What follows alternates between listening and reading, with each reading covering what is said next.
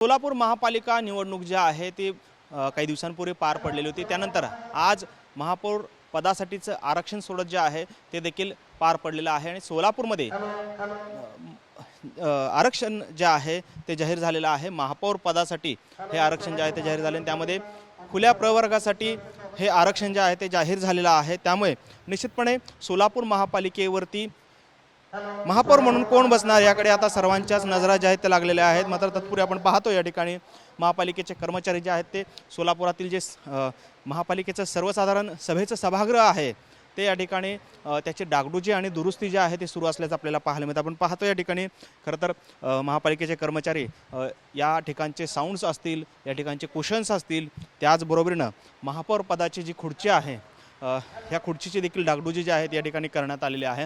खरं तर सोलापूर महापालिकेचं हे यशवंतराव चव्हाण सभागृह आहे आणि या सभागृहाची आता डागडुजी आहे। या सभागृहातले जे काही सर्व कुशन्स असतील, कार्पेट्स असतील हे बदलण्याचं काम या ठिकाणी युद्धपातळीवर सुरू आहे।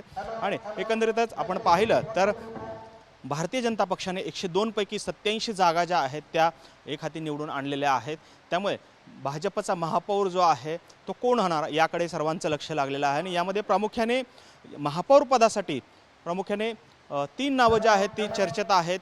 त्यामध्ये एक नाव जे आहे ते आमदार विजयकुमार देशमुख यांचे पुत्र डॉक्टर किरण देशमुख, दुसरं नाव आहे विनायक कोंड्याल जे खरं तर नुकतेच भाजपमध्ये आलेले आहेत आणि आमदार देवेंद्र कोटे यांचे ते नातेवाईक आहेत। तर तिसरं नाव जे आहे ते विजयकुमार देशमुख गटाचेच असलेले अनंत जाधव, हे 3 नावं जे आहेत ते प्रामुख्याने समोर येताना पाहायला मिळत आहेत।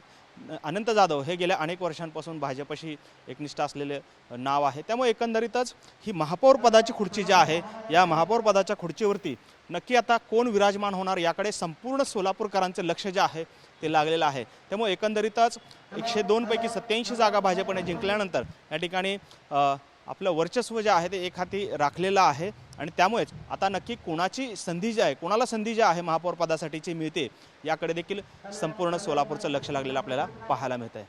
कॅमेरामन विनोद मुनाबादकरसह सागर सुरवसे, TV9 मराठी, सोलापूर।